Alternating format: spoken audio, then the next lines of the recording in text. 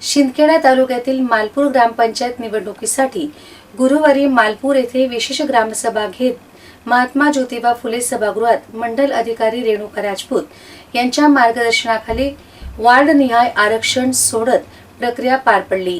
यावेळी चिठ्ठ्या टाकून प्रत्येक जागेवरील आरक्षण जाहीर करण्यात आले। सरपंच पद हे यावर्षी लोकनियुक्त सर्वसाधारण महिला प्रवर्गासाठी आरक्षित करण्यात आले आहे। मालपूर ग्रामपंचायतीच्या 6 वार्डासाठी 17 सदस्य निवडले आहेत। निवडणूक प्रक्रियेत आरक्षण 50% मर्यादेत ठेवण्याची विशेष काळजी घेतली गेली।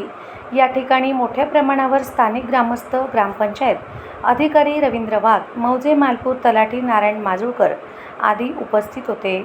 मालपूर गावाची एकूण लोकसंख्या 9817 असून अनुसूचित जातीची 1003 व जमातीची 2287 आहे।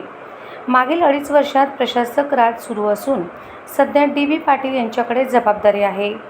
पंचायत राज व्यवस्थेतील सर्वात महत्त्वाच्या अशा या निवडणुकांसाठी सर्वच पक्षांचे लक्ष केंद्रित झाले आहे।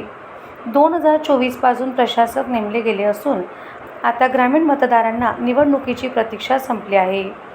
6 वॉर्डात प्रत्येकी 3 सदस्य, फक्त वॉर्ड क्रमांक 3 मधून 2 सदस्य निवडले जाणार आहेत। मतदार वर्गानुसार पहिल्या वॉर्डात अनुसूचित जाती, अनुसूचित जमाती व सर्वसाधारण महिला, तर इतर वॉर्डासाठी विविध आरक्षणांचे विभाजन करण्यात आले आहे।